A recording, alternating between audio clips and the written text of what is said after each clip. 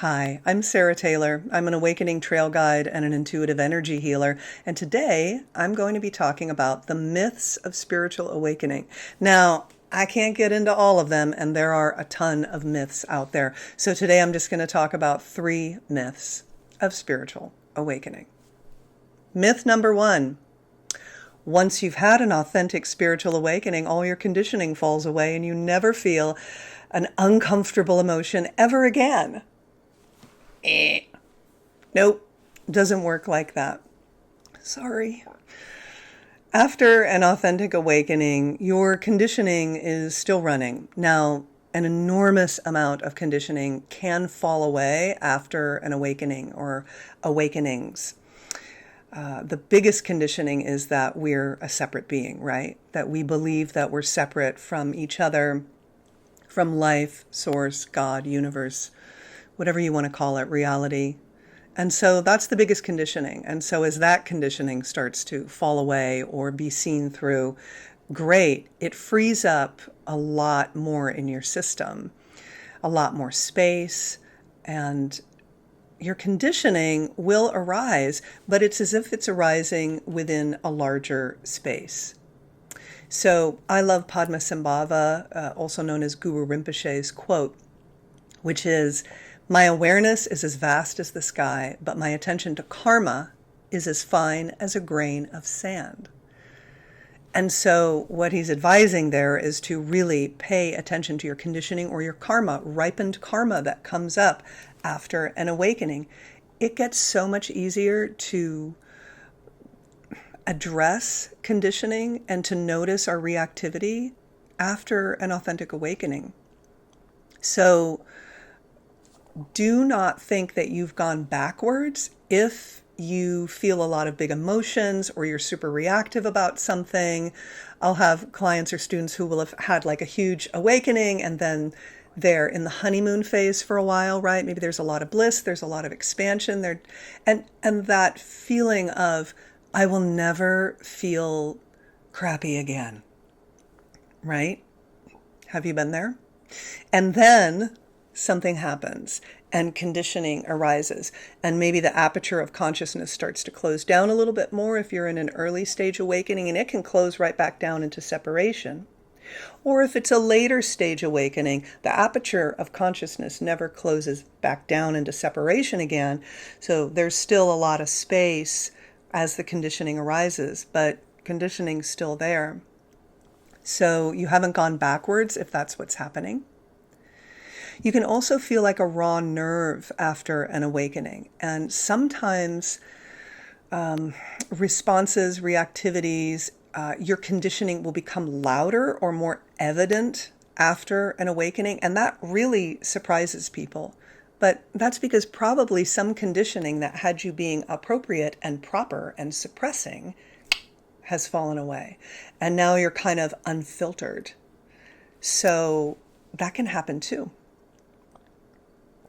So with later stages awakening, like you've had a non-dual awakening and it's abiding, right?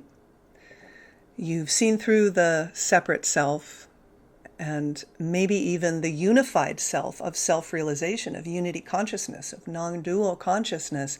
Maybe that too has fallen away and you're experiencing life from the no-self vantage point, we could say. Well, conditioning's still going to be running, just like Padmasambhava said. It's sort of like a driverless car.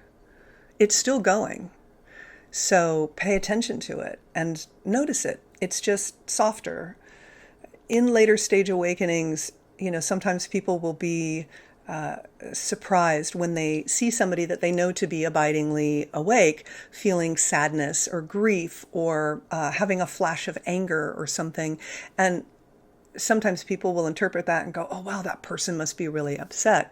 There's I'll probably botch it, but there's something about a Zen master going to a funeral for their student, and the other students are watching this Zen master just weep. And all the students are saying, oh my gosh, he mustn't be awake. He really mustn't be awake. And one of the students goes up to the Zen master and says, why are you crying? I thought you were enlightened. And the Zen master just turns to the student and says, I'm crying because I'm sad. So emotions can arise. They're cleaner in later, after you've had a later stage awakening and it's been abiding. There's a cleanness to emotions when they arrive. They're really pure and they get to just be as they are. And they become liberated because we don't have our hands all over them. We're not deriving meaning from the emotions or identity from the emotions or directives about what to do with our life. We're not deriving, or creating narratives about the past or the future from the emotions that arise. They're just arising. And so when conditioning arises for you after an awakening, have curiosity and compassion about it. Just be curious about it, like, oh, isn't that interesting that that's arising now? Huh. And you can find ways to work with it. Sometimes just the clear seeing of it is enough to kind of make it go poof and soften. And it might start happening over and over and over again, but it gets softer and less pronounced each time. This is a long game, awakening. There's no quick fix if you haven't gathered that by now. And that's what's so incredible about it. This just keeps going deeper and deeper and deeper and deeper. Myth number 2 about spiritual awakening. Once you've had a spiritual awakening, your personality totally disappears and you become a non-duality, monotone robot. No, that is not true. No, that does not happen. You still have a personality, and in many ways, you can have more of a personality. Your personality's been liberated. So there may have been some suppression of the personality before, your likes, your dislikes, and the lid is off now, and you're just kind of more yourself, so to speak. So that definitely happens. You're still a human being, and you have an operating system through which pure consciousness, awake awareness, is operating. So you have a body, and you have a personality. You have a neurobiological makeup, and that's how life is expressing itself through you. And it's just like you have realized that you are awareness. You don't have awareness. You are awareness.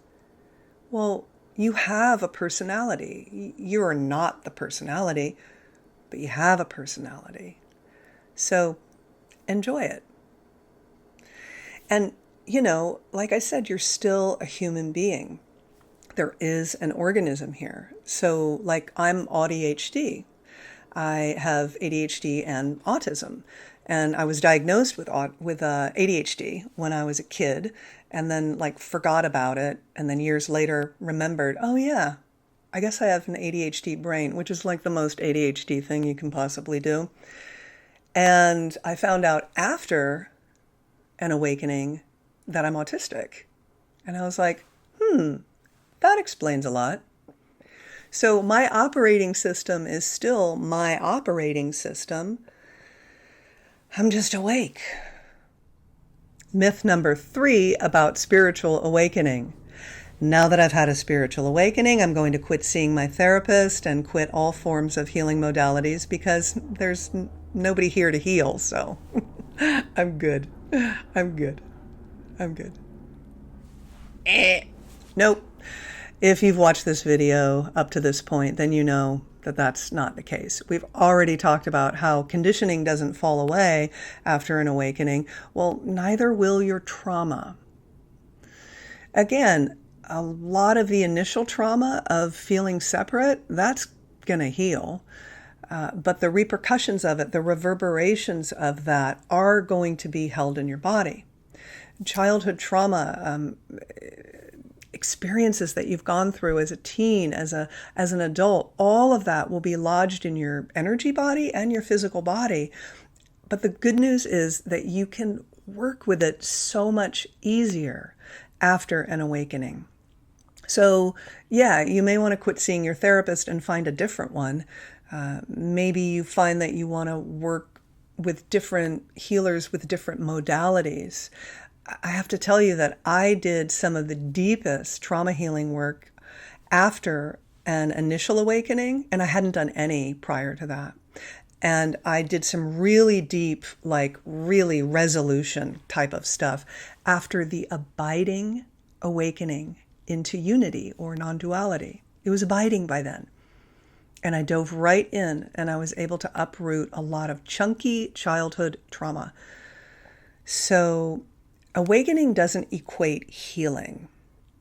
And healing and awakening do go together. And some people do an enormous amount of healing work prior to an awakening, and many people do healing work after an awakening. And there's always people who it's all of it, before, during, after. So don't judge yourself and don't be closed to the possibility of doing further healing work. Yes, once you've realized that the one who needed fixing is not the one that wakes up, then it really becomes easier to heal and to integrate past experiences so that you are embodying your awakening, because that's what we want. We want an integrated, embodied awakening, not a disembodied, super transcendent, spiritual bypassing type of awakening. So if you're serious about awakening and healing, and you deeply understand that they do go together, one of the most important things you can do is learn how to develop the capacity to be with your experience, and especially to be with your experience somatically. So thank you for watching this video, and if you want to learn more about being with your experience, that will be a video I post very shortly.